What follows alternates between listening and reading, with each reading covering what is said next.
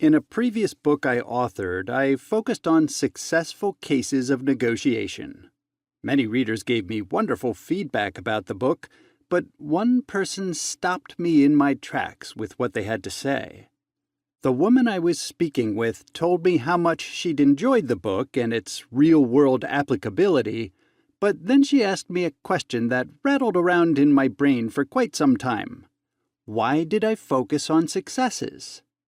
As she explained, when I look back at my negotiations, I remember the successes fondly.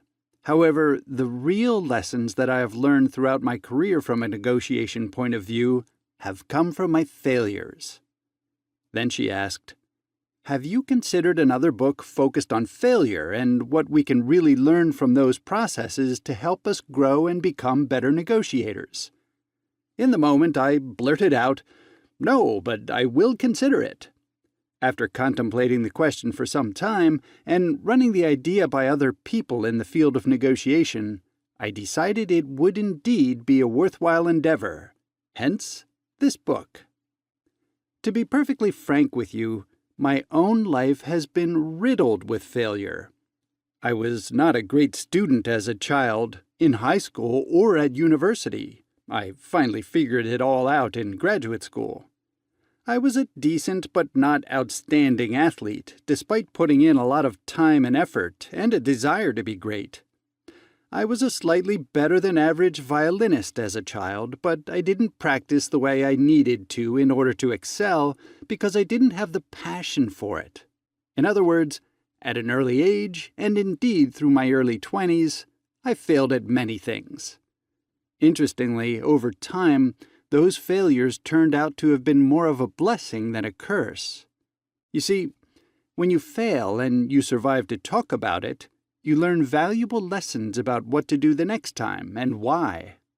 Further, from a psychological point of view, if you understand that failure is part of life, the pressure falls away because you know it will happen. You don't strive to fail, of course, but you do accept it as part of the overall journey of life. The same is true when it comes to negotiation. Failure is, simply put, part of the landscape. While that may be daunting for some, it may come as a relief to others. As an example of what I mean, while I was working on this book, I shared with one of my students that I was writing a book on failure in negotiation and how to learn from it. She looked at me and said, "Oh, thank God." Curious, I replied, "Why do you say that?" She elaborated further. "I feel as though all we read and hear about in the program are the negotiation successes.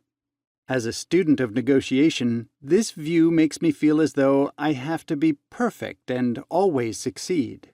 If I'm not always doing really well, I must be doing something very wrong. I'm glad that's not the case."